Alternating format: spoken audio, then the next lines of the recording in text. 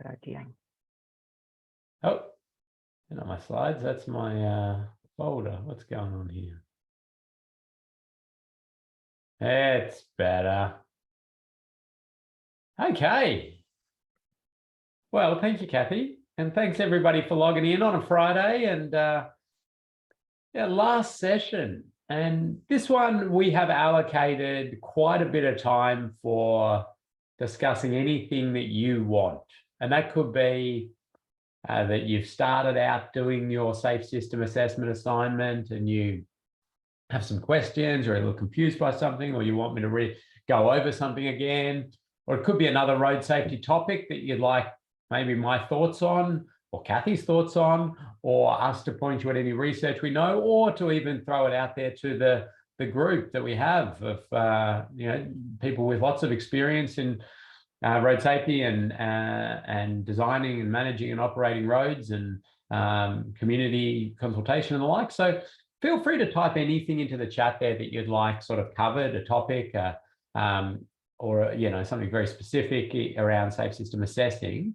Because as I say, we've got a good bit of time in this allocated. Now, if we don't use that, we will simply hand that back to you to finish off your last quiz and to really get stuck into the final assignment. Of course, if you're lagging a little bit behind on any of the other assignments, you'll use your time for catching yourself up. But we're hoping you're well progressed now and that the finish line's in sight and you just need a little bit of time.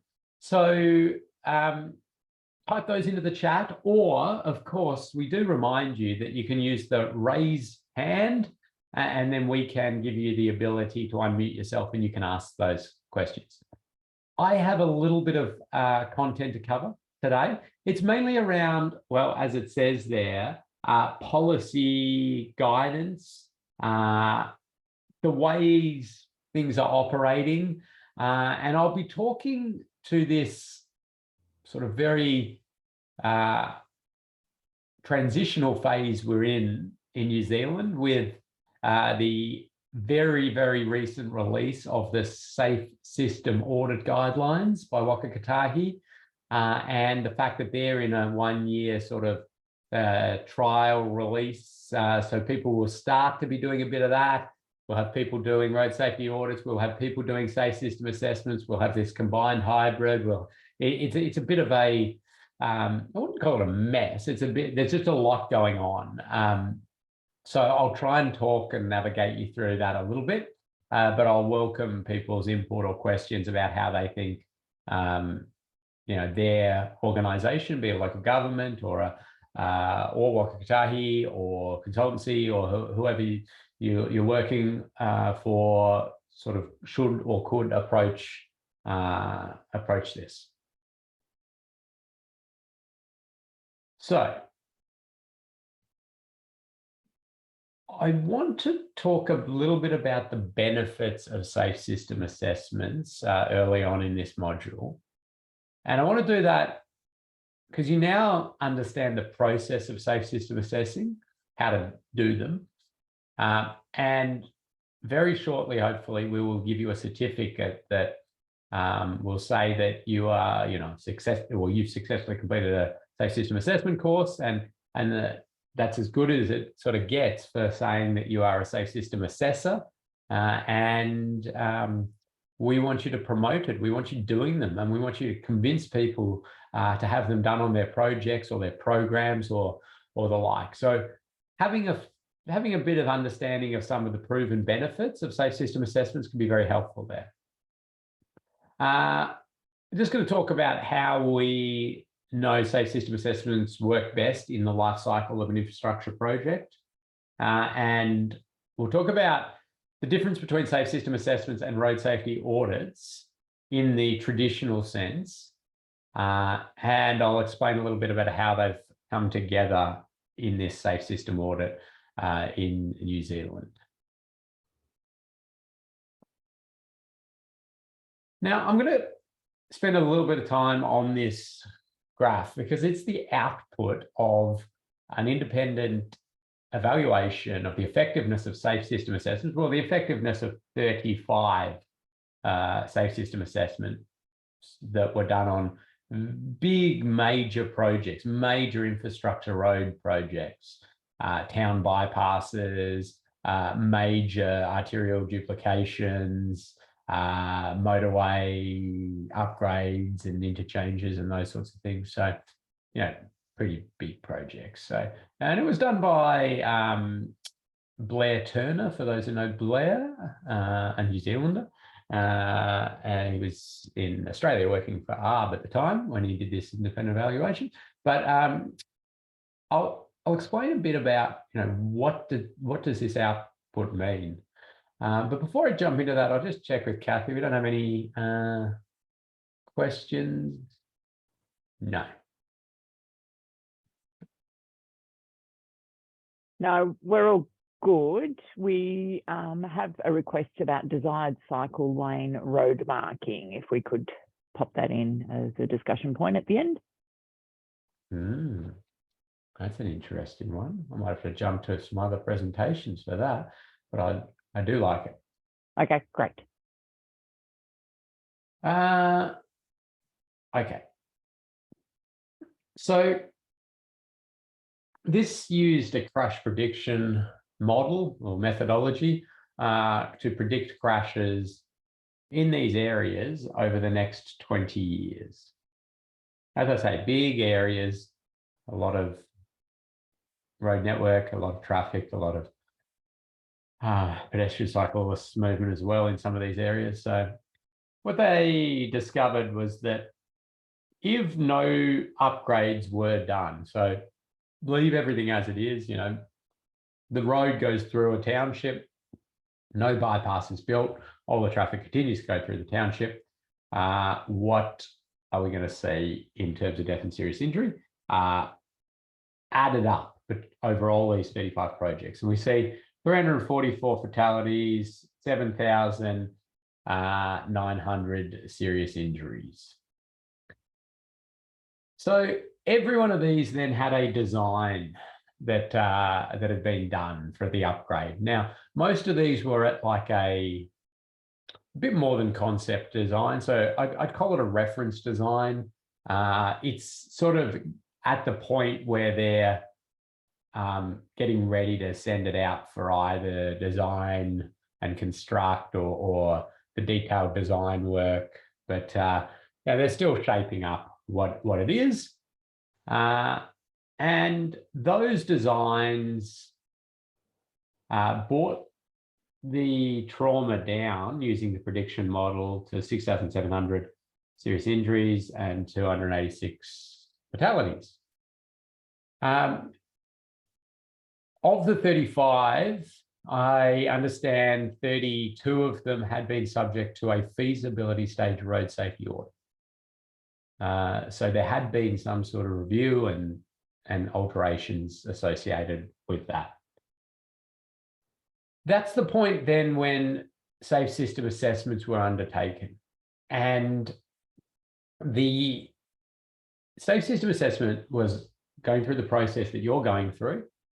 It was more comprehensive, I suppose, because you're not doing a lot of that discussion with the project team, workshopping, and you've got a very, limited scope of design and the like that you're working with, because we just needed to keep it reasonable for time frame and those sorts of things for you. Also, you're doing very much a rapid safe system assessment, so you're not asking those wider qualitative questions that come with the full safe system assessment. So, but in essence, you're looking at it, you're coming out with recommendations to make it better. If the recommendations were taken on and the highest safety benefit recommendations that were, provided in the list, that brought it down to 3,800 serious injuries or 3,900 serious injuries, 167 fatalities in these areas.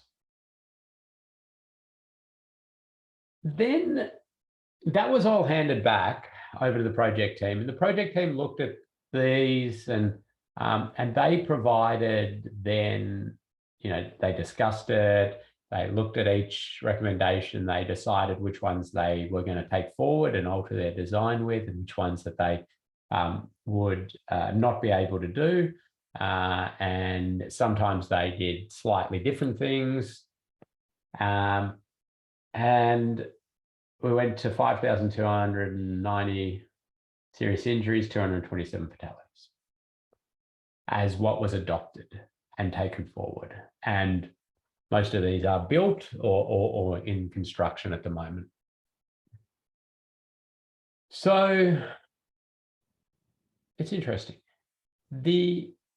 Let me tell you what insights I get from this information, and then I'll welcome any thoughts that you have on it.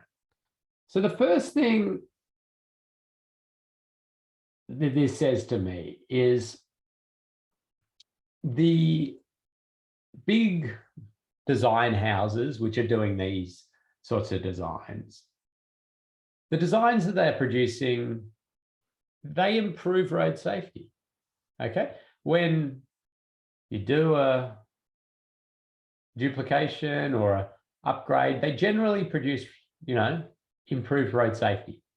Now, there may be particular exceptions of intersections or little bits of this or that have gone the other way, but in general, overall, if we just sort of keep doing what we're doing, we're slowly improving things, and road safety will improve.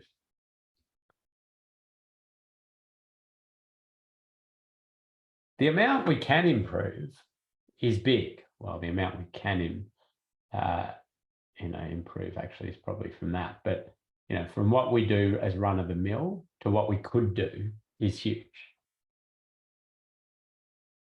So there's a lot more we can get done. The difference between this one and this one is fascinating. So that is why are these safe system assessments suggesting these upgrades, changes, new intersection forms and the like, but they're not being accepted by the project team? And why is that? Well, that's a really quite a combination of things, and it could be, it is everything from the project team's thoughts on what will be acceptable to the community or politically. It's things that don't conform with a standard or the like, and that the project team's not willing to go into a territory that's not, conforming with standards that are documented or the like. It could be just the culture of that's not the way we do things. It could be funding. Some of these could cost more, so there wasn't funding available to do this. So, there's a lot going on in that reason we come back up. But this, all right, that is the advantage we get from simply going through the process of a safe system assessment, as you are doing right now, right? That is, the project was sort of generally, everybody was comfortable with it here, and those independent set of eyes and the documentation and the risk assessment process and the scoring and the recommendations and suggestions brought it down to here. And that was within what they were willing to do, willing to change. They any increased budget they found, and that's a pretty impressive, I suppose, proof of the value of just going through this process of safe system assessment.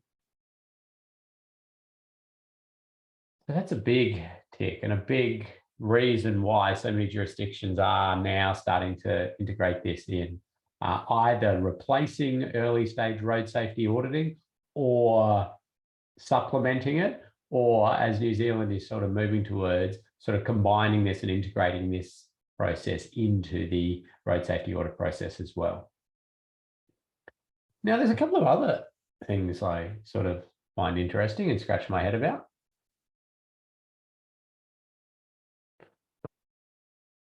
we've just been talking about vision zero. I mean, or this idea that we've got an aspiration of zero death and serious injury, and that the safe system will get us there. Yet we've had these independent safe system assessments undertaken, and they've come back with their highest safe system alignment recommendations and changes and alterations. And we're still seeing death and serious injury in the next 20 years in these locations, albeit that it's a lot less than it could be. But it makes you wonder, like, okay, well, how do we actually, move things to zero?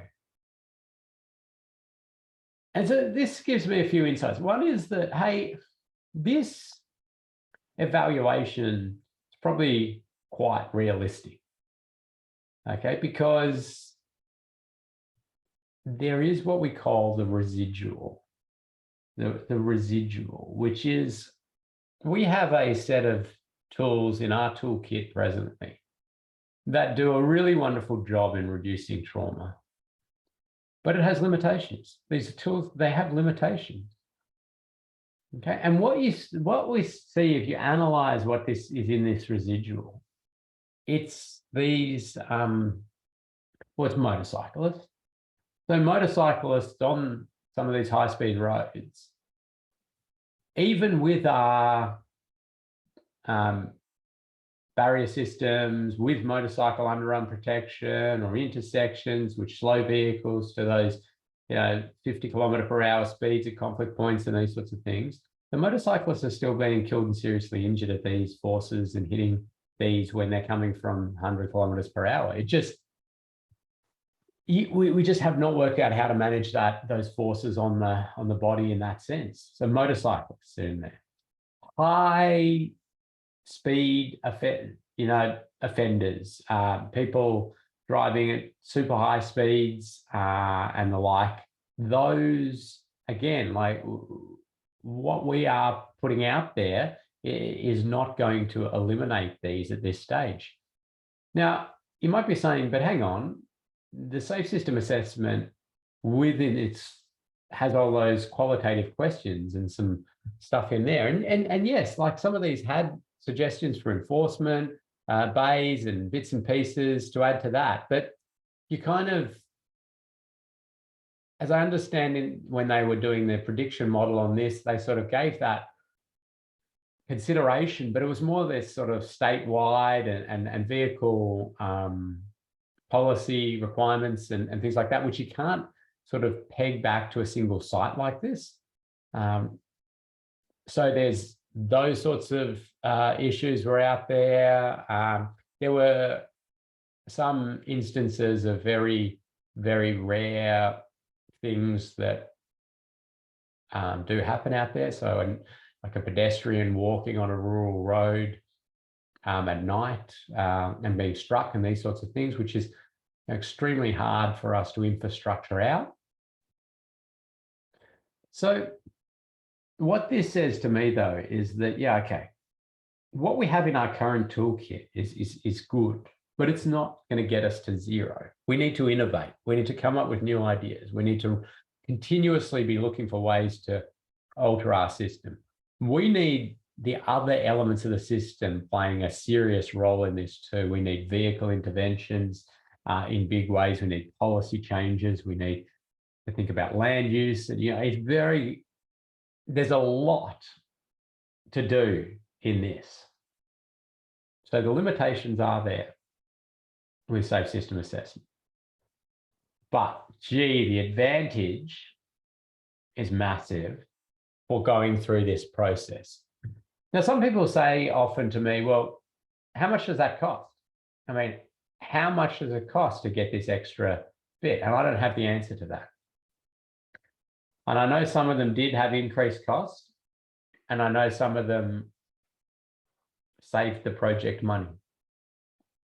More did have increased costs that saved the project money, but one does stand out to me significantly saving the project money, which was that they had a big duplicated road, it's about, I think it's about 50 kilometres of duplication was planned with bypasses and things like that. And they were going a big, wide median and a big, wide roadsides with this duplication. And they were having to buy up land. They had massive amounts of native vegetation being removed. They had huge earthworks cuttings, and it was immense. All right. And the Safe System Assessment so came back and said, well, we suggest continuous barrier systems throughout this whole 50 kilometres. And if you do that, you don't need to be having this massive footprint. You can narrow it all down to just one barrier down the middle, some offset, and some barriers, and it just saved a heap of land acquisition, heap of trees, and all the offsets and those sorts of things. Saved earthworks and saved a ton of money. So there you go, safer outcomes, cheaper, little bit trickier to construct, but they're out there in the process of doing it. So there you go. Yeah, so lots packed into that one little slide, isn't there? So let's see if there are any questions or comments came in on that, Kathy. Thanks, Ken. Yeah, it'd be great to get people's thoughts on it. We've had a comment, achieving a 20% reduction in fatal serious injury, the design compared to implementation, that's pretty significant, isn't it? Oh, it's massive. And it's massive to think it was, sitting there ready to go. I mean, that it was within what they could do. It wasn't like, yeah, anyway. Anyone else wants to make a comment or ask a question or raise your hand? Let's hear from you. Now's your time. Share your opinions. Everyone's got one. Not the full saying, is it, Kathy? No, but it's the PG rated one. Does it take into account the lifetime road trauma cost?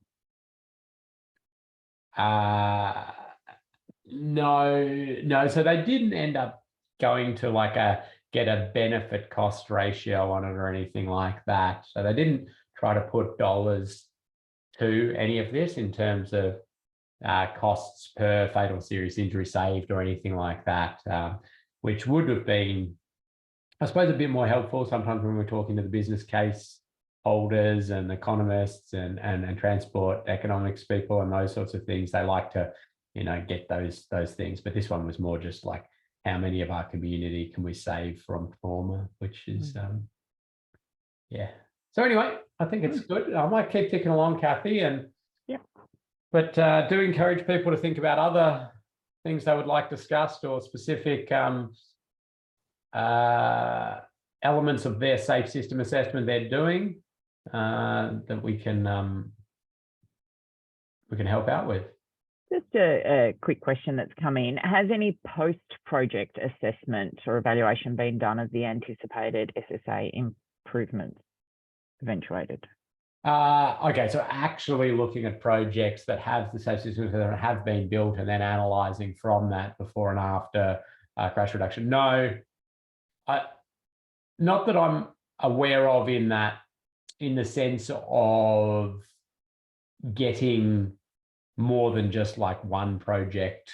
So the projects that have had safe system assessments have had evaluations on them, in terms of they've been built now and they're operating and they had to do some sort of evaluation as part of, build it and then evaluate it. But the issue has been that because safe system assessments are relatively new and that they haven't had the years afterwards to give us sort of meaningful, statistically significant data. So there's the time issue from a road safety trauma perspective, but there's also the amount of sites you start to need, because to do evaluations on one site is generally meaningless. you want to do it for a collection of lots of sites. I mean, you can get insights from one site, but I don't ever like to say you get statistically significant evaluation results from just saying, oh, look, that project was upgraded and it had a safe system assessment and it had 5 serious injuries before and now it's got 2 serious injuries. I mean, there's so much variability that could be within that. So yeah, the answer really is no on that yet at this stage, but we hope that we're starting to get into a point where some of these projects are online and they've been online for a while now, and we can start to collect up and do a study of quite a number of them.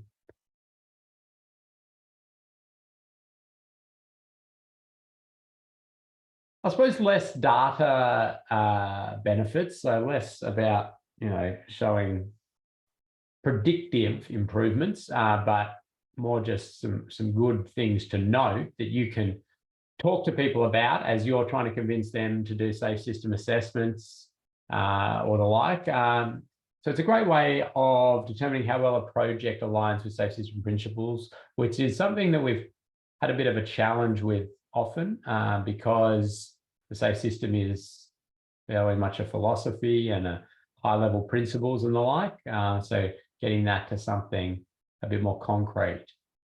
Great method to compare project designs. And for those that are road safety auditors, we've never really had that option because road safety audits, as you'll see in almost all road safety audit manuals or guidelines around the world, says that it's not a method for comparing projects. You simply find risks in the project with the design of all the different designs and put that over.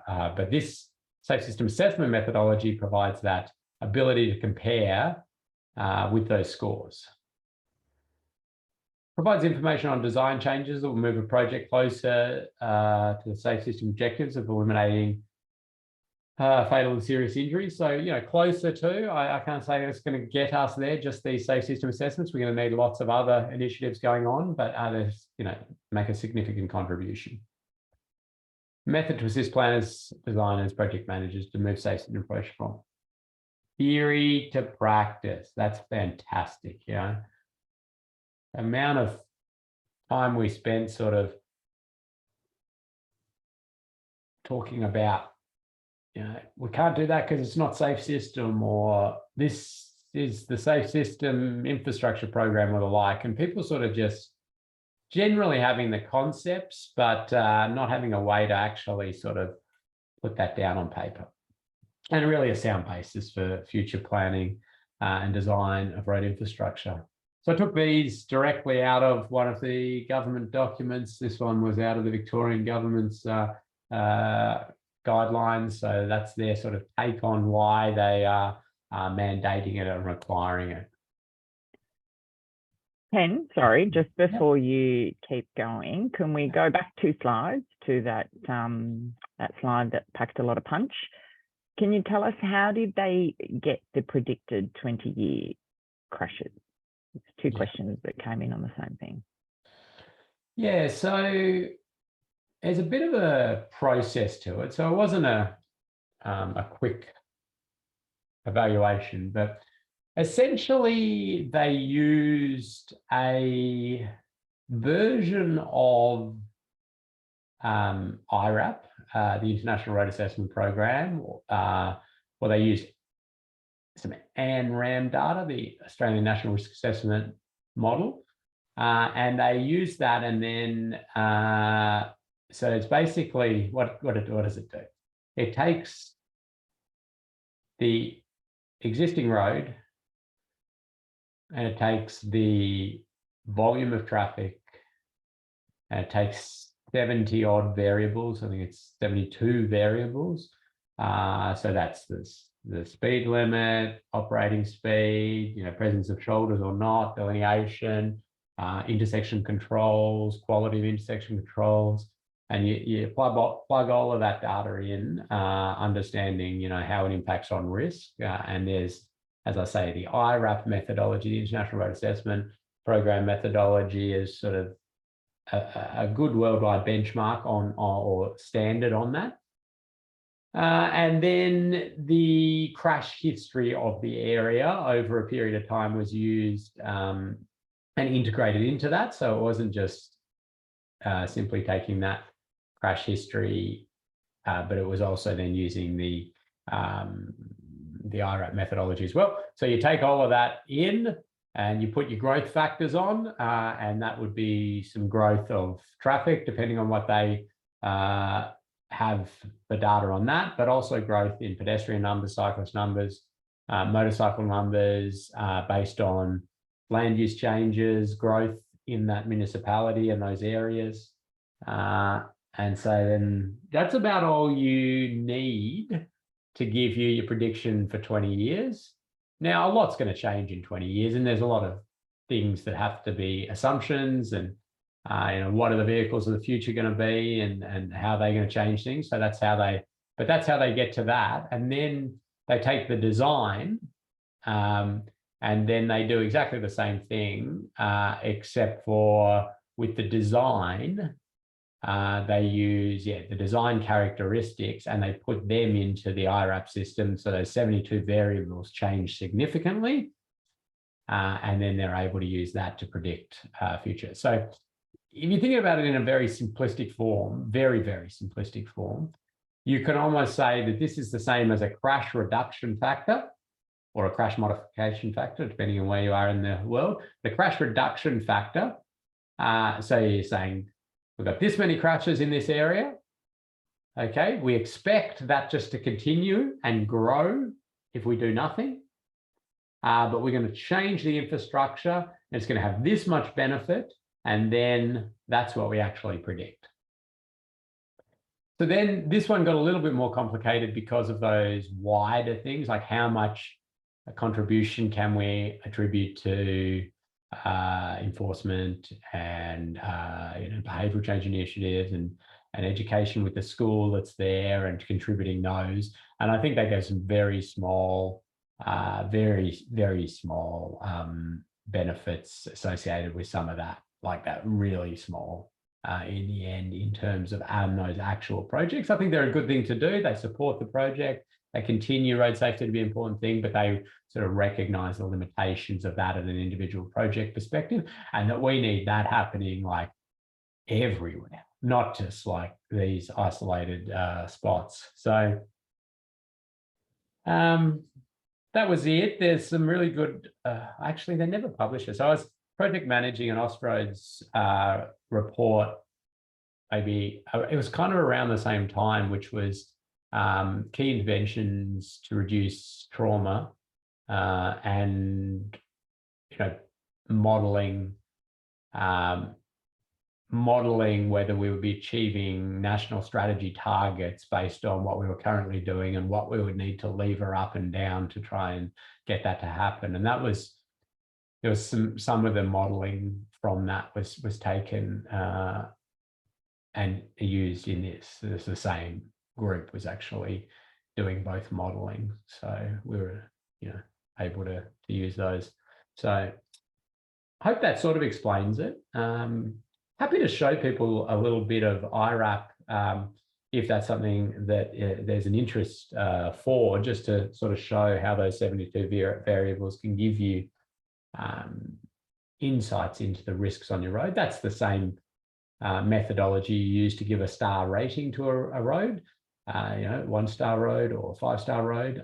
But it's also within that, you don't just get like 1 star. It actually gives you a specific, very, very specific score with that. But, you know, when you're communicating it to the public or others, you know, just say 1-star or 5-star is much better than saying, you know, you got a safety risk score of 204.7. Like, what does that mean to them? Thanks, Kathy. Okay. Let's just talk a little bit about how safe system assessments have been progressing and what the process has been. And then I'll talk a little bit, as I go through these slides, I'm going to sort of talk to you about where New Zealand's just about to embark on, or just is embarking on. So the steps in developing a project, I mean, we could say that there's like some sort of concept developed from, we've got existing road and we're developing a concept to improve it or change it or the like, or, and then you can develop up draft sort of documentation and designs, and then you go into details and then you build it, and then you open it up and then it operates. And safe system assessments have always shown their best value back up these early stages. Road safety audits also did better value early on as well, but the safe system assessment process just seems to align better. And so this has been the sort of suggestion, is do safe system assessments early and then do road safety audits as the details are solidified. Safe system assessments, as you're seeing, I mean, there's a lot of people suggesting, or safe system assessors suggesting fairly fundamental changes to a project design, things that if the business case is approved and they're into detailed design are not going to change. Your major intersection forms and these sorts of things, or alignments, I mean, they're not going to change if the business case is approved. It's all going ahead. But, the details of it, sure, you can tweak around with the details. And it just seems that road safety audits were better aligned at these detailed bits and pieces and safe system assessments. But what New Zealand's now sort of doing is saying that, well, we're going to do pretty much both at each stage. So whichever stage you decide, you're going to do both. Now, the value of the safe system assessment component down here in detailed design, I think, is limited. But what you will get is assurance that nothing here, adversely impacts on that. Now, I don't see that happening very much anymore. There was a time, a little bit, where this was 5 or 6 years ago, we'd do a safe system assessment. It would suggest something like continuous barrier systems.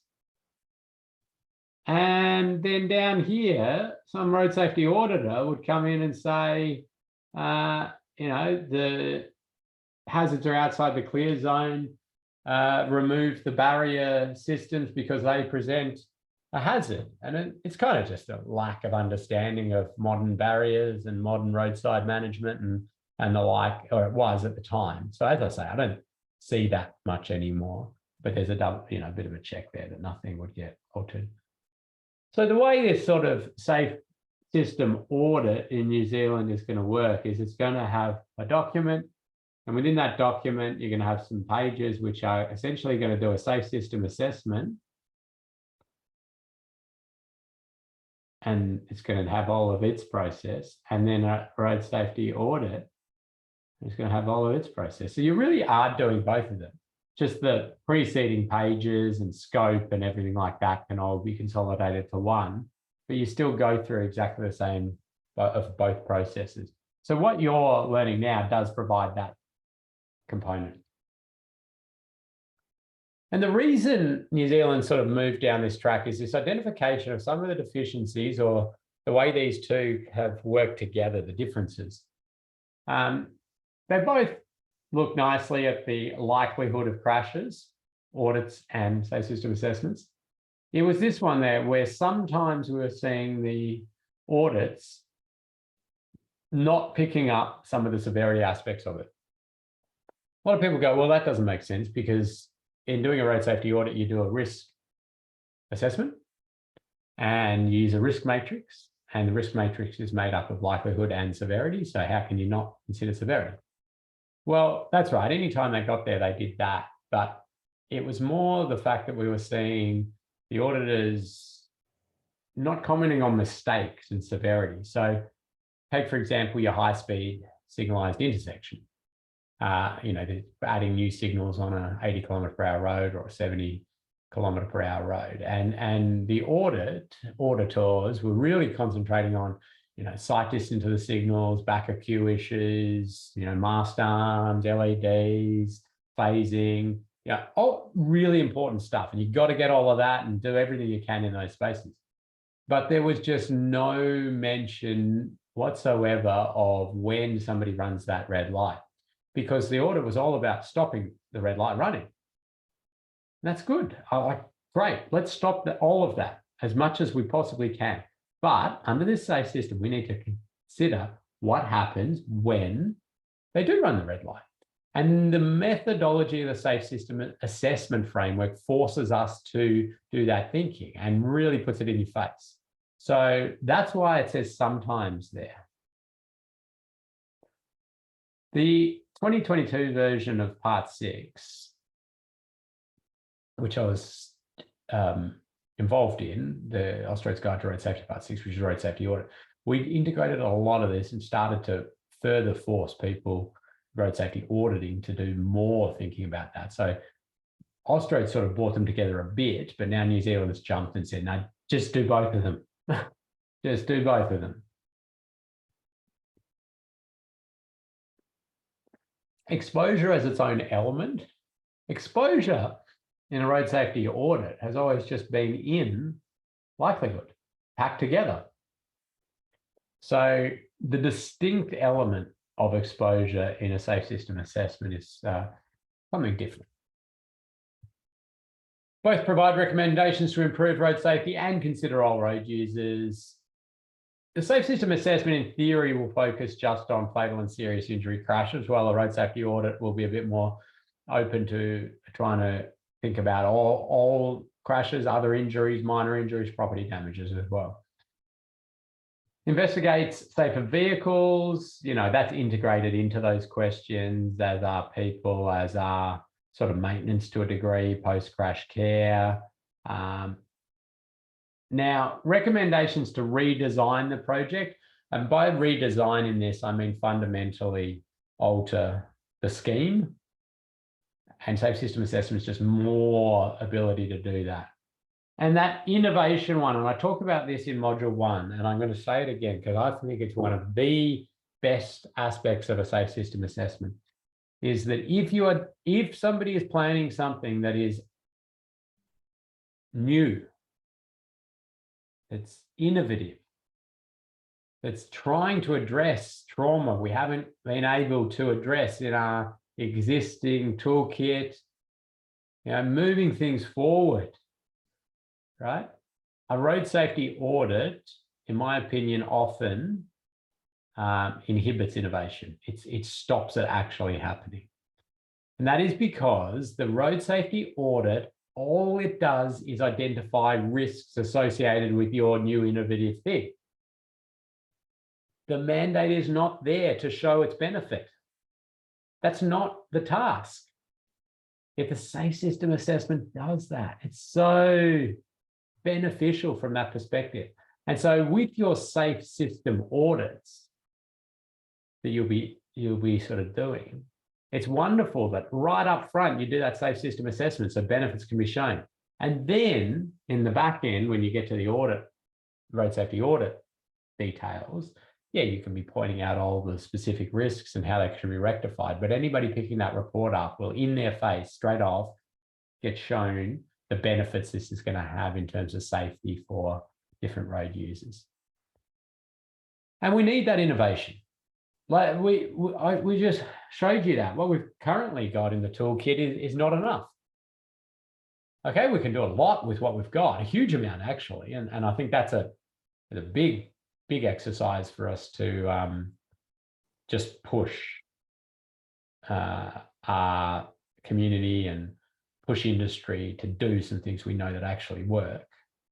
Okay, but there's innovation required for things we don't know how to rectify, or some of these things that we know work as road safety professionals and the like, but the community just aren't accepting, or they just are really not going to get rolled out for one reason or another. Maybe we need to take that problem and address it a different way. Anyway, I think that they're just amazing safe system assessments, and it's not like we've invented some highly complex new thing. It's amazing how a reorientating of a risk assessment methodology with some particular lenses and questions and way that it's presented can be so beneficial. So it's great. And you're going to be doing lots of them. So how does it actually work? And this is actually for, this is how the Safe System assessment process works, but it's not that far off what your Safe System audit guidelines in New Zealand is now suggesting. So somebody's determining, what needs to be done here. Is it a full-blown Safe System assessment or a full-blown Safe System audit? What are we actually doing, or is it something more rapid? And that's going to be I'll say client here, but it could be, I could say sort of end asset manager. Yeah. Once the road is built or the roundabout is built or the like, who's the authority that's going to be managing that? Now, I don't use the term who's the end asset owner, because I think ownership of public infrastructure is public, but that's very specific terminology. I wouldn't get hung up on that. If you want to call it asset owner, I'm okay with that. So then you go to this selection of the Safe System assessment or Safe System audit team. And again, that's going to be the end asset owner, maybe the designer, maybe whoever's been charged with that, project manager or the like. But they'll be looking for somebody or a team that has some knowledge, has completed a course like this, has experience in this. And in the Waka Kotahi Safe System Audit Guidelines, they talk about a lead Safe System auditor with 10 years experience and strong understanding of Safe System approach. But then the team can be supplemented with people who are more, I suppose, more junior and just getting into this and starting to understand things. Then there's this these two yellow boxes are about that exchange of information, gathering context, understanding the project. And this nice collaborative spot where there could be workshops, there could be exchanges of information and reports and background documents and gathering all of that information. So everybody's kind of involved in that exchange. The Safe System assessment or Safe System audit team will then inspect the site, look at the existing conditions as you are, look at the designs, imagine it built, score the existing conditions, score the design, and that's in the Safe System assessment matrix. Now you've rolled the sleeves up and you're getting into that at the moment in your assignment. And then there's those considerations of those other wider questions to try to get us thinking about the vehicles, the people, the enforcement, post-crash care, and generally thinking in this rounded part of the holistic system that we're trying to improve. Identify treatments to improve Safe System alignment, and this is where those recommendations or things for the project can consider are put forward. And this is all reported up in that particular way. Now, Waka Kotahi has released a Safe System audit template, Word document. Download that if you want. We've given you for this assignment the Safe System assessment template as a Word document. Now, you will notice those are very much the same. It's just that, as I mentioned, the Safe System audit one from Waka Kotahi also has the road safety audit component embedded in that as well. So it's a longer sort of reporting. Then that's handed over and the end asset manager will respond and say, yeah, well, we can do this, we can't do this, and we're going to do this, and we're going to do that. And those changes then need to be integrated into design, and the project actually changed. Sometimes sort of like at this stage, you're asked to rescore it. So they go, yep, we're going to do, you know, these 3 things you said out of the 10 you said, they're the 3 we're going to do. Tell us what score that comes to. And I kind of like that because it tells a story. Like, I'd like to do all 10, obviously, but it tells a story. And it tells a nice story that you can present in a graph or the like. So if you said, you know, the existing conditions had this score, you know, the lower score, the better.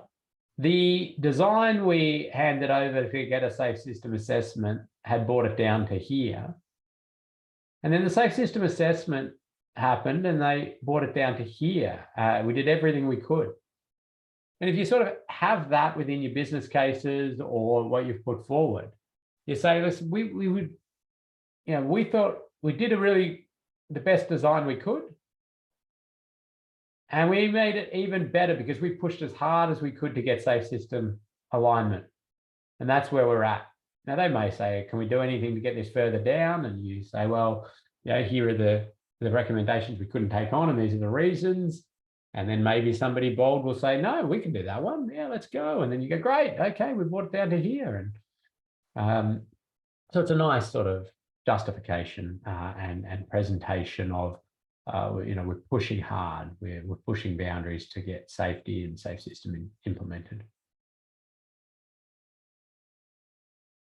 Any questions at this stage there, Kathy? Thanks, Ken. So how often does post-crash care actually come into consideration? Most rural areas have very long wait times for any emergency services, yet it's not really considered in Chris's experience. If it was, we'd perhaps have an even stronger argument for lower speeds when there is a long delay for post-crash care. Yeah, I agree. I think that's a good statement. It is not often really sort of taken into account. That I've done a lot of safe system assessments in my time and reviewed a lot, and the post-crash care answers in that qualitative sense have never, you know, been a major part of it. I have seen some with and been involved in some where, you know, recommendations to lobby for improved telecommunications in these rural areas. So lobbying to get that. So it's a bit, you know, sometimes weird and out of scope for the road authority to receive that, but there's been that. Some of those, yeah, helicopter landing pads and things in very mountainous areas and cleared areas, and some recommendations to try to skill up some or consider skilling up some locals in some more emergency response first aid and the like. But yeah, there hadn't seen it play out as substantial things that have then influenced, yeah, things like speed limits or others. So I think there's opportunity there. I think with, you know, how do we get speed management more appropriate on a lot of the network, most of the network where it's needed. We need every sort of we need to try all these different ways to crack that nut, and some we'll find will work and lots won't probably. And so let's just keep trying them. And if post-crash care and the like is one, we should try it and see if it gets us more progress. Okay. Well, actually, Kathy, I think it's break time. Yeah, break time. Yeah, I was going to say, let's have a break. Let's have a 5-minute break. I don't have a huge amount more content to cover. I will spend a little bit of time after a few more things, sort of just at a high level, going through some road scenarios and just, you know, finalizing how we could transform our network and the like. But I won't spend long on that, because if anybody's got any other questions, I'm happy to take those or topics, or otherwise we'll leave people to really get stuck into their safe system assessment. But let's take 5 minutes and we'll get back into it. Thanks.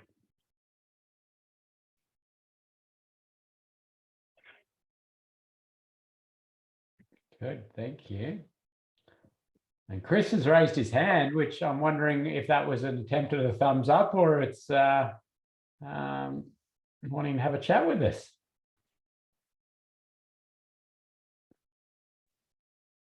Hello, Chris.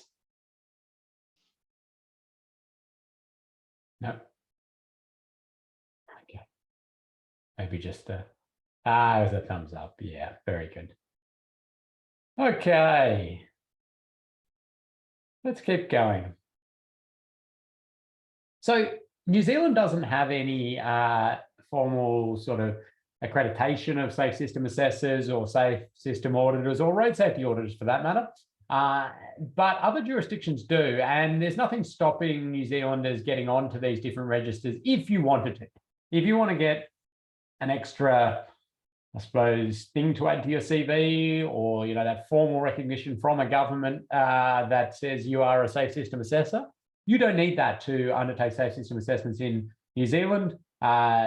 You simply just, it's put over to the project team and those selecting who's going to get safe system assessments undertaken to choose somebody with appropriate experience. And usually a successful completion of this course is what people say is good. But Victoria has this so register of safe system assessors. It's on the Safe System Engineering website of VicRoads, and that you can find different guidelines and things like that there. But what they have is this register of recommended safe system assessors, and without going through the detail of it, but basically you sort of register that you would like to do that, get onto this list.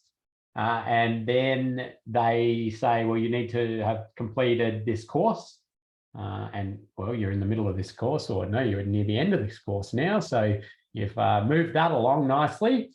Then you have to undertake a safe system assessment. Now, the one you're doing for this course is not official.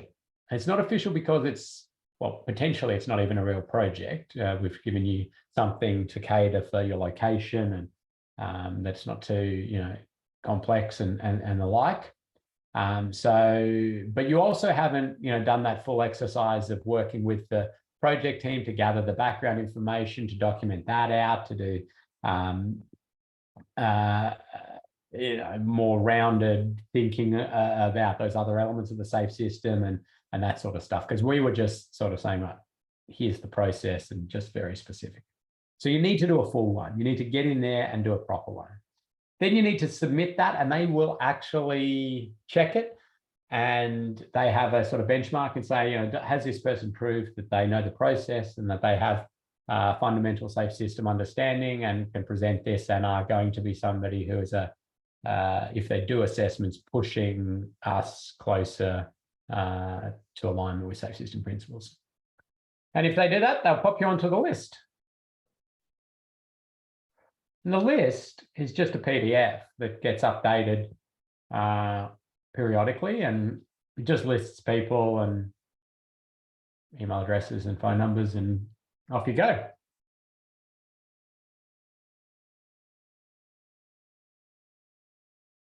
Now, what projects are required to undertake safe system assessments? So different jurisdictions have different requirements. Victoria has this sort of less than 2 million, 2 to 5 million, 5 million total estimated cost way of looking at things. And then that triggers different safe system assessments at different times. But there's full safe system assessments and rapid safe system assessments. And in the end, for New Zealand, what you're going to be using is whatever Waka Kotahi's putting out in this safe system audit. So it's kind of just example only for your interest almost, that you can do these things in different scales. They're not that different, but I suppose a full safe system assessment versus rapid. If I take the full and I just start crossing things out that you wouldn't do as a rapid, well, commencement meeting, I can almost cross that out. It's more just an exchange of a bit of information because you need to get that context in both of them. Workshop, again, you're probably not going to do that. Site inspection, maybe. A lot of people do site inspections for rapid inspection, but it's not an absolute requirement. The matrix is done in both. Other elements of the safe system, that wider thinking isn't done as a part of a rapid. It's a rapid report. It's a little bit less, but I reckon it's about 70% of the effort, time and effort for a rapid compared to a full. So it's not like it's a major difference. So before I just jump into a variety of road environments, and we briefly talk about what would align really well with safe system principles using what we know now and what we've got. Before I jump into that, I will just explain again what's going on with these safe system audit guidelines for Waka Kotahi. They've been released. There's guidelines there. They say that now, or they're out for a 1-year sort of trial release. So if you use it, you provide your feedback. And it basically says for all times that you are going to undertake, you would have in the past undertaken a road safety audit or the like, you are going to do this thing called a safe system audit. And it's a one document that contains background information, all those bits and pieces, a safe system assessment,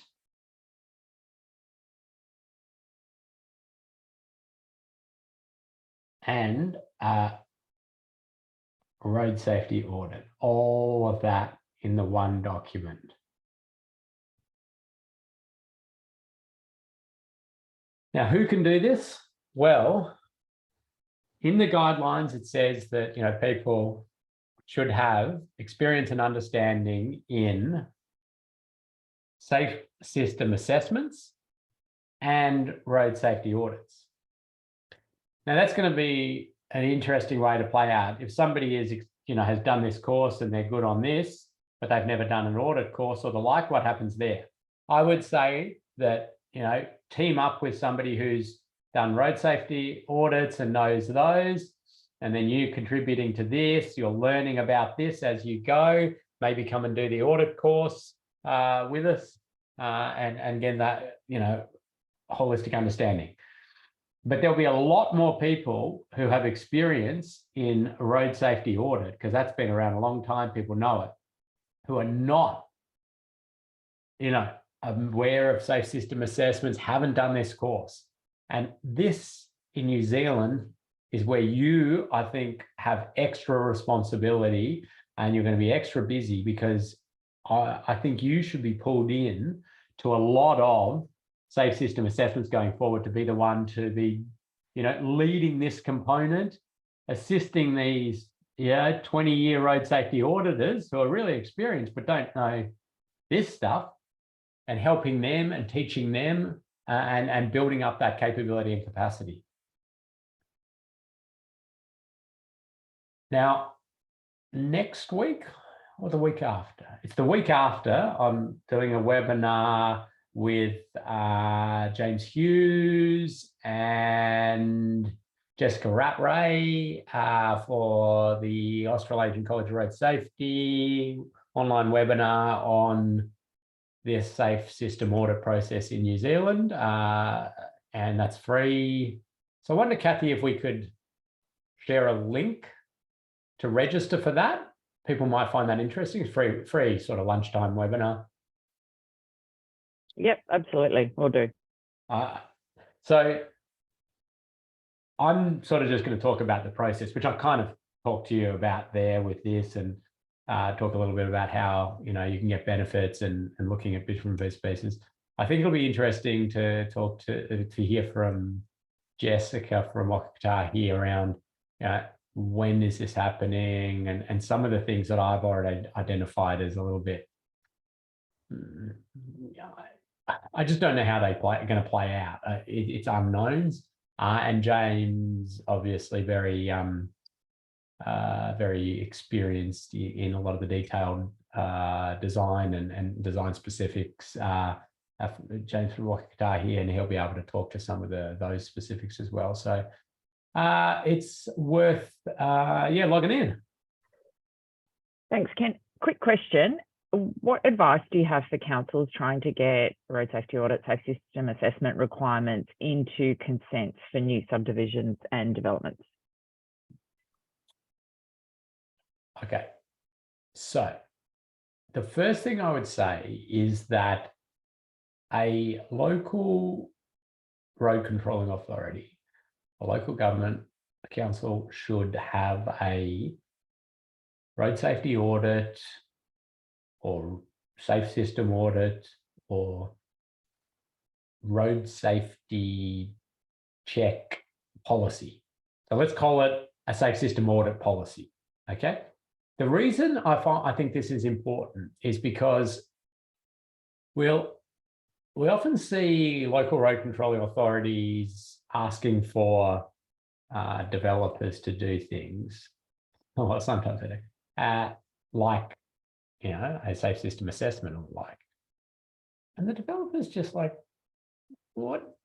You don't even do that on your projects. Like, what? Why are you asking us to do it? Like, this just doesn't make sense. And to a degree, I think we just need consistency on when it's done.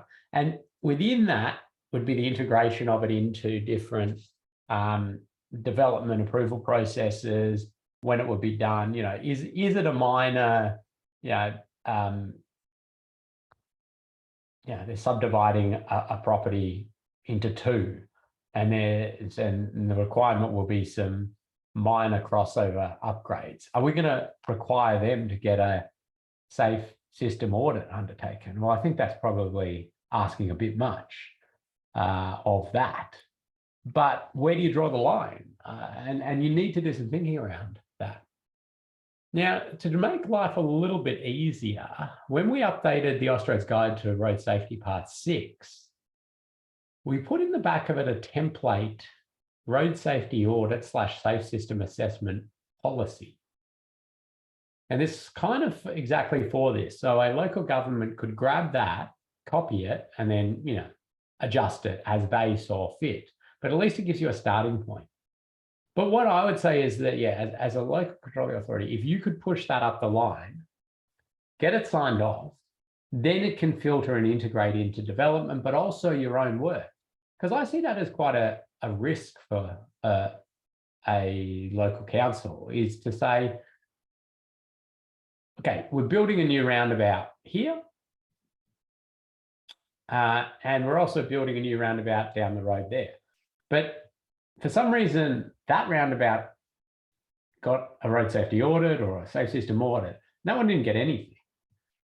And people are like, well, why? And if, you know, people investigate that and look into that in detail, it's just not consistent process. It's not good process.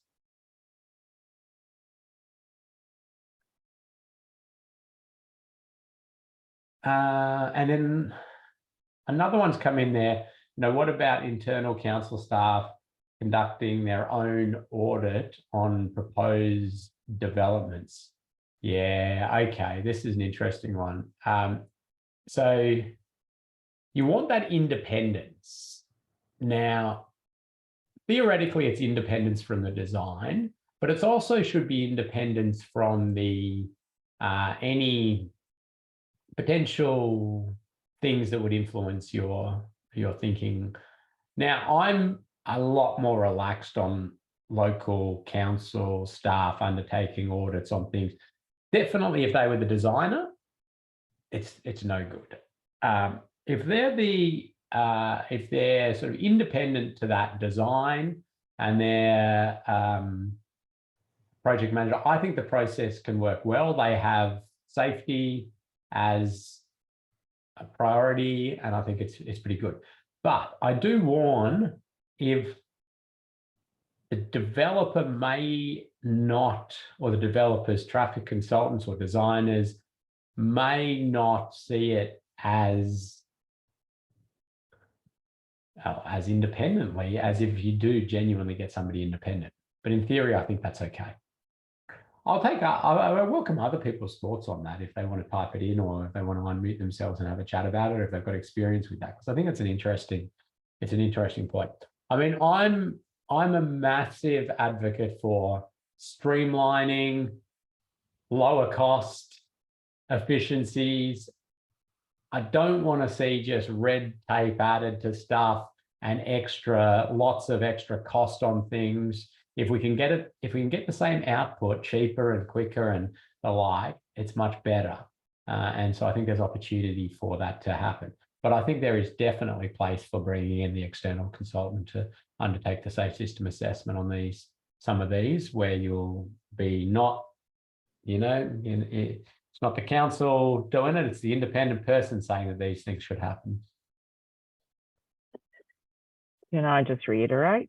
Kenny's a big fan of efficiency and streamlining, working for him. Sorry. Okay.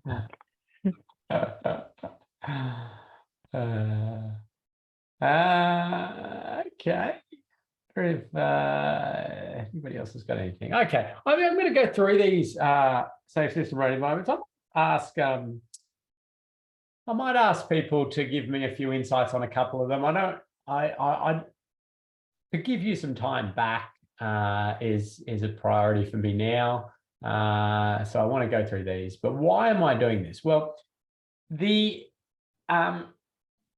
you're going to come out of this course and say, I am a safe system assessor, and that's exactly what we want you to do. And you're going to go and do assessments. But really, we've only given you one road environment, one specific thing to do that assessment on. We've talked throughout the course about different road environments and street environments and the like. But I just thought I'd finish the course by recapping a series of road environments, what aligns highly with safe system principles, what we know. So when you come to do a safe system assessment on something completely different, like, I don't know, a motorway or something, you've got a few ideas, you've got a few thoughts. But of course, you can just get in contact with me or Kathy or the like, and we can flick you over examples or point you in the direction anyway. Before I jump into that, I see the chat flashing here. What do we got? The chat is flashing just let's say if the developer chooses not to, so this is back on the previous question, if the developer chooses not to adopt any of their recommendations on an independent audit, where does the liability lie if there is a fatality? Have a drink of water and then you can get stuck into it, Ken. Oh no, coffee. Oh no, dangerous. Okay. No one needs a coffee. So the liability will lie with the road, or I'm not giving legal advice here, by the way, but the liability will lie with the road controlling authority if they accept that whole thing. Because the way it plays out is audit is undertaken, given to the developer or designers for the developer or traffic engineers, the developer. They make their comments, okay, well, we can do that and we're not going to do this, we can't do this. And that's all handed to the road controlling authority for final, okay, we accept all of that. It's very hard as a road controlling authority to get out of the fact that you're approving stuff. Like, you can refuse it, say, no, we're not accepting that.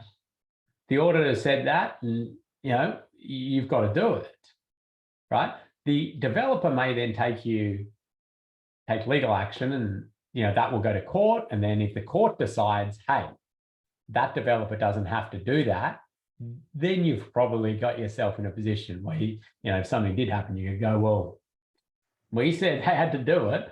It was the court. Look, there, the court said that. But apart from that, very hard as a road controlling authority to get out of the fact that you're approving stuff. you can try and push liability to an auditor, but it's in the end, it's going to come down to yourselves.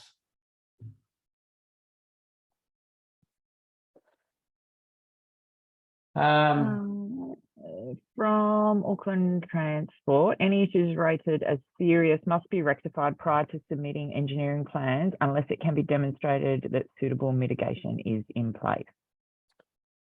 And who decides what suitable mitigation is? The AT. Yeah, exactly. That's right. So again, it's back to the road controlling authority that's the one, you know, making those decisions. Okay, I worked as planning manager for a state road authority for quite a number of years, and you know, I had all the developer tricks, you know, attempted to be pulled and the like, and you know, we're trying to. It's not our role to stop innovation, development, and those sort of things, developments and the like. We just need to find ways to ensure that it's done safely, and it can be very hard and very challenging and very political and the like. You know, having those independent assessments is a very good thing often, because you go, oh, it's not my choice. The auditors said that. What? Oh, I'm not disagreeing with them. They're the experts in this. Even though, you know, if it's blindingly obvious to you, but you just say, you know, that was it. Yeah, and we'll see a lot of developers trying to get away with things that shouldn't happen. Of course, that's their incentive, is that they can do it cheaper. That's what they want to do. I don't know. I've got any pearls of wisdom. Okay. Let's do road environments. Go. Okay. Kathy's saying go. I think you want to make sure people have some time to do all of their assignments. I do. We said we'd give them half an hour, and we're maybe going to give them 4 minutes. Okay. Now I'll be reasonably quick. We're going to cover off these road environments, and we're just going to jump into them. Residential streets. Our residential streets. I mean, a lot of them operate at 50 kilometers per hour default, and then they access onto major roads or big collector roads or these sorts of things. Hey, I will get people to do this one, Kathy, because I haven't given out too many prizes today. Just type into the chat, what do you see these road environments transforming to get high alignment with safe system principles? So what changes are you seeing made? And of course, give me exposure, likelihood, and severity on them as well, please. What does... Oh, Peter, quick in there. Nick's in there quick too. Oh, I'm going to... Oh, gee. Oh, good. Okay. All right. How am I going to... Kathy, how do we decide? What is it? Just first 3 in prizes? Yeah, it's going to be like Oprah and just everyone gets the prize. No, I'll leave it to you then, because I'm liking pretty much everything I'm seeing here. Raised platform severity, lower speed limits down to 30 or below, to lessen severity, speed reductions, traffic calming, likelihood and severity. Yeah, that's right. Lighting, likelihood, nicely put there. Yep, absolutely. Yep. The possibility of removing parking to open up sight lines. That's a good one. I always like to supplement that with things to narrow the road or slow speeds, just in case we make a wider road and then they go faster. I think Glenn's, there's like closing that access onto the major road, exposure. So there we've got an exposure one in there. One-waying different roads, which is probably just going to be likelihood, but it could be exposure if it changes the volume. Yeah, this group's very good. Very good. On to that. I love all of that. If we go to strip shopping centres and, you know, these places of high activity, We see, yeah, similar features, absolutely. You don't want to try to confine people and stop people crossing where they want, because that goes against the movement in place of these areas and the like. So you could see here, like there would be a temptation, and certainly there is always a temptation from some people to, you know, fence off these areas and block pedestrians from getting through there and force them to a single crossing point that's been created.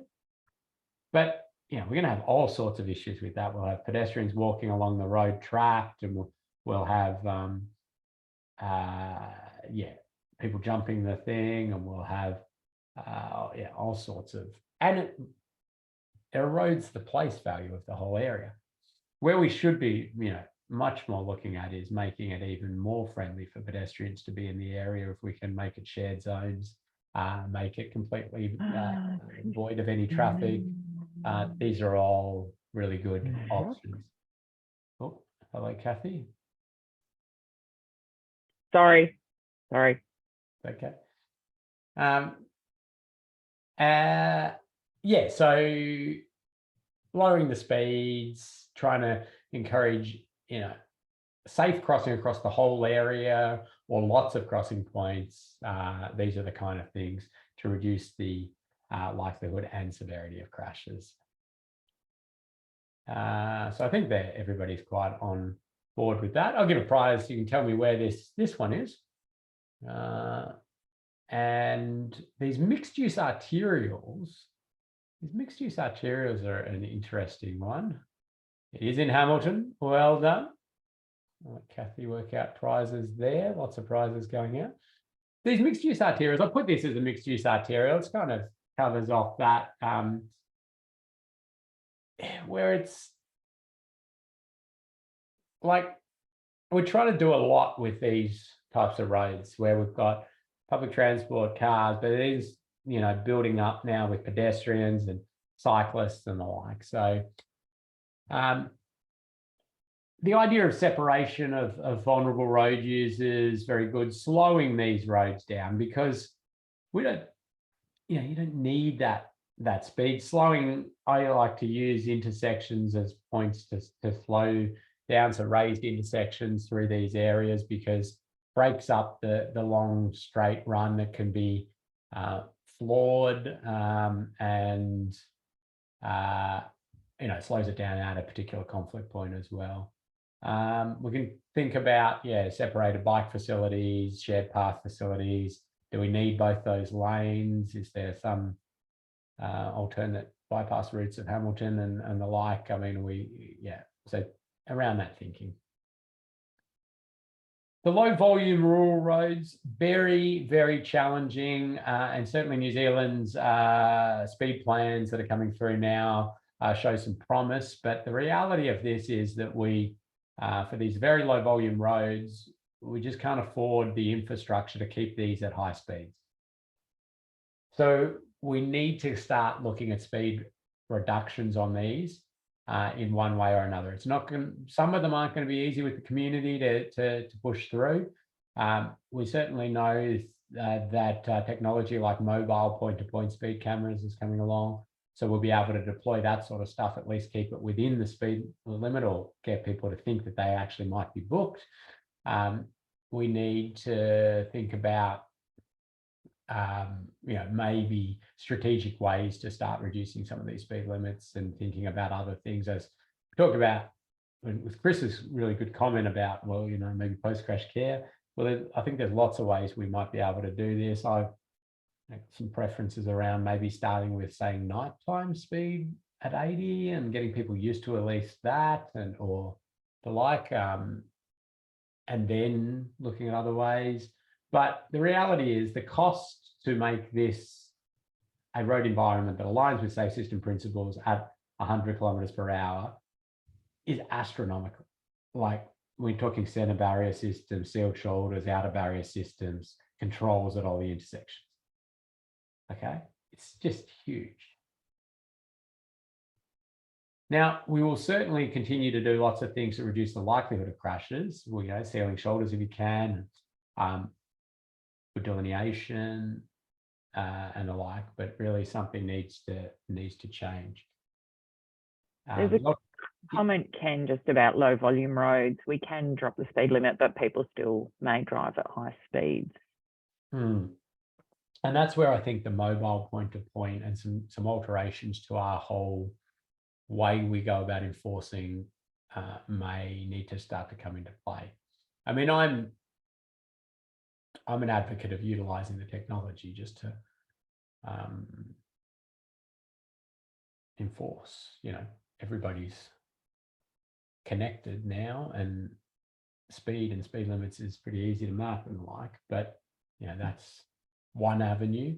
Mobile point-to-point, I think, is a good one, where, you know, this road, you know, one day in the month is got a point-to-point speed camera throughout it, and then that's moved to another low volume road, just so people think that there's more of a chance that, you know, that they're going to actually get booked and those sort of things.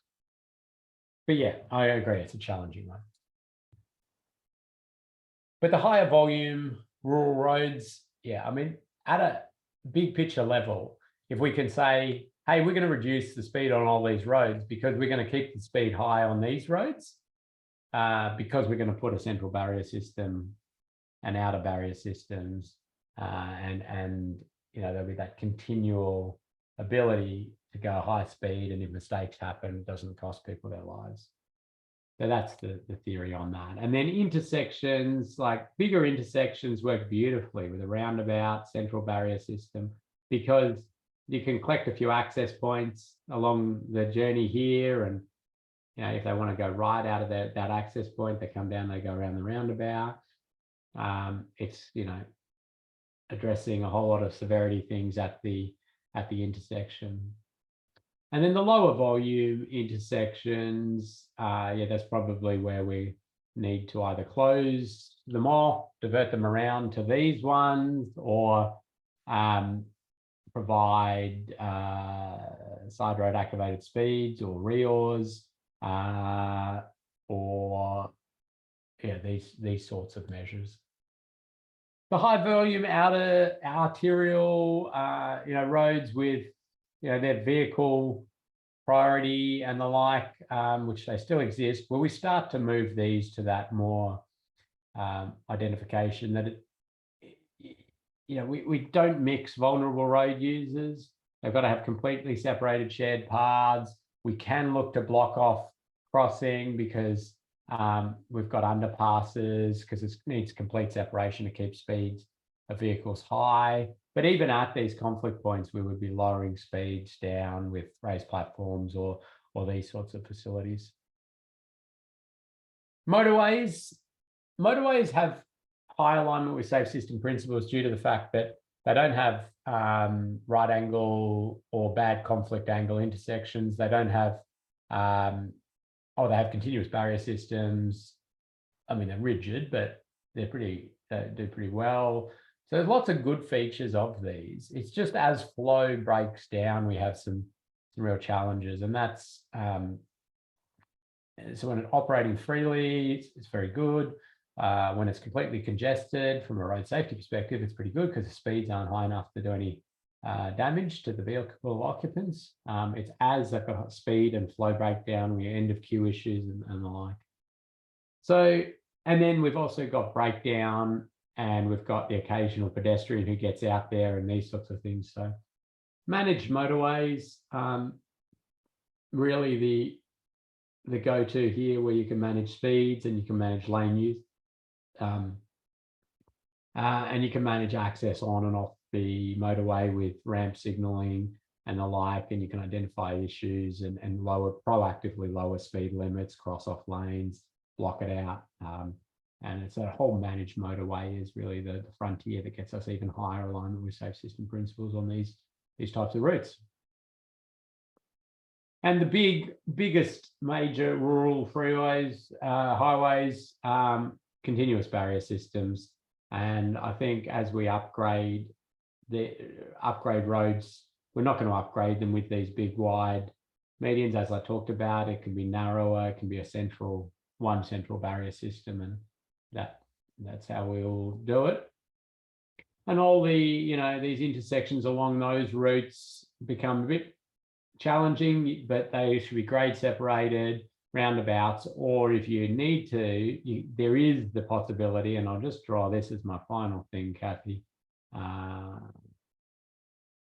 got, anyway.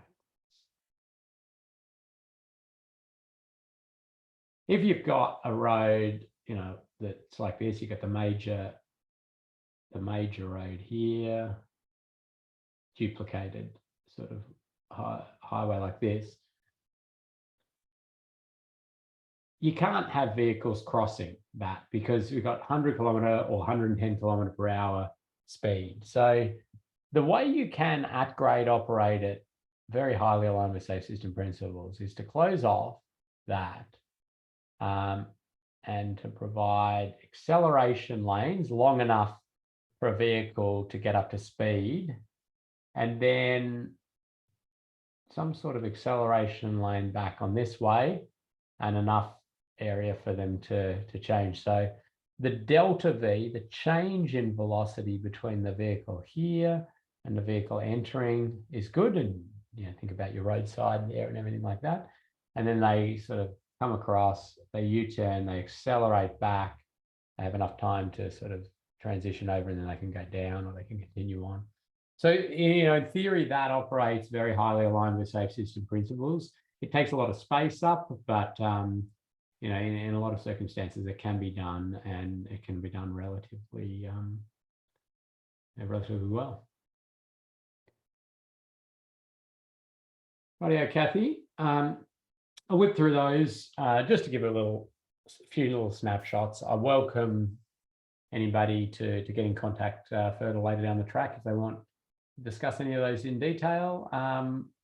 I'll see if there's any final questions or comments, and then Kathy, I'll let you show people how to finish the course. Thank you. So there was a comment from Nick earlier when I think you're on the very rural road environment.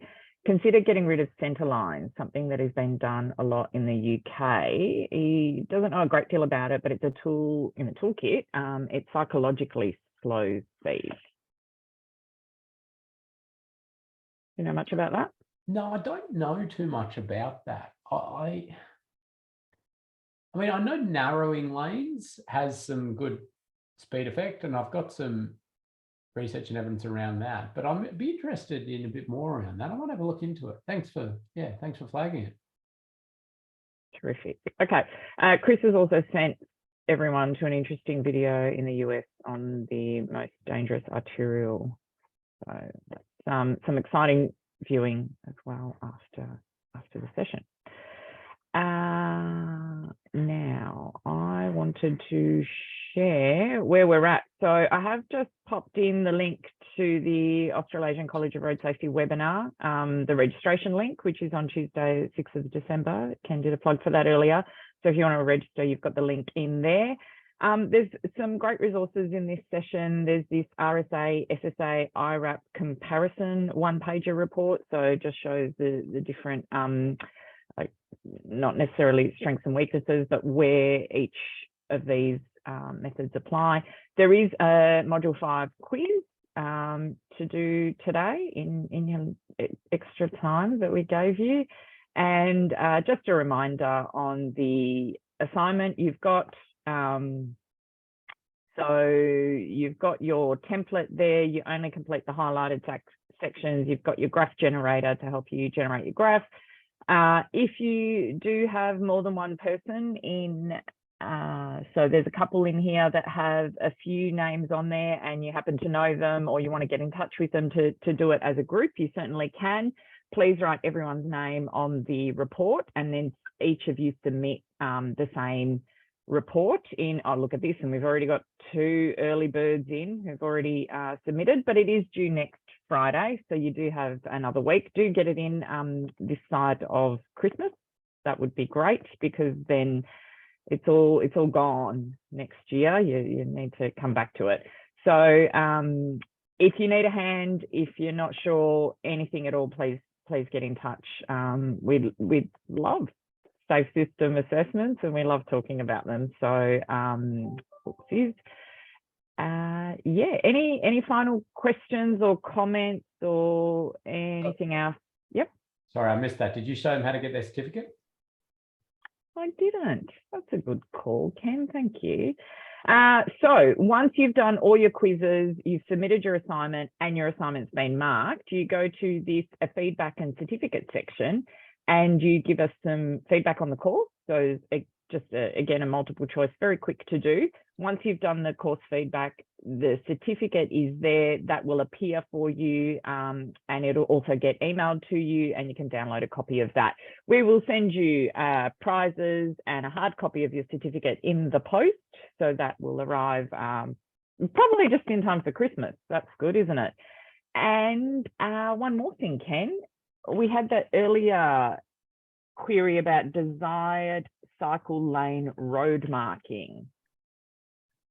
I'm going to have a look at the questions. Any other questions coming into the chat while you ponder that one? So I don't know if I have good answers on that. I mean, there's standards around how you mark different bike lanes on road and providing buffer zones and the like if you've got space. But I mean, at a very high level, separated physically is the go. That gets us high alignment with safe system principles. I know it's expensive. Yes, I'm not sure I've helped out too much. If that was a particular question or a particular site that somebody had, just email it through. We'll provide some comments. But I'll take the opportunity to thank everybody and say that, yeah, like we've got a massive task ahead of us, but there's really passionate people out there. And I think you're a great example of a group with a lot of passion at, you know, trying to really address road trauma. I think safe system assessments are a great tool for this. And I think they're really going to help as something that you can use as an objective, like this objective sort of assessment that you can put forward, you can place it in there. And so I really encourage you to do it. I really encourage you to step up and be that safe system champion in your organization, push for these things to happen. And if we just have armies of people like yourself, passionate, out there doing things, challenging things, speaking up when you say it's not right, I think we're going to get some significant progress. And that's what we, and that's what we're after. So thank you. Be seeing you no doubt in person lots next year, traveling around New Zealand, and encourage others to come and do the courses. Thanks to Waka Kotahi for their support of this. I think that's an amazing thing that they're doing to try to build capability capacity across New Zealand in this space and others. So great tribute to them. Thanks, Kathy. Thanks, Ken. Thanks, everyone. Everyone who's written a thank you or a comment in the last minute is getting a prize too, because it's just cracking me up. Has an RSA been done on your moustache, Ken? Intolerable risk, intolerable risk. And just a very quick one. I know we are the cycle marking. Does it always have to be a solid green? Oh, no, no. And I've seen those trials in New Zealand of some dashed green and the like. I think that's that's pretty cool, lower cost treatment. There's nothing really there that says that has to be a solid green at all. Yeah. Thanks, everyone. You're very entertaining. Love it. Get in touch if you need help. Thank you, Ken, for all your enthusiasm, passion, and I don't know, Mo, I guess. And have a great Christmas break when that comes around. Bye, everyone. Thanks, everyone. Bye.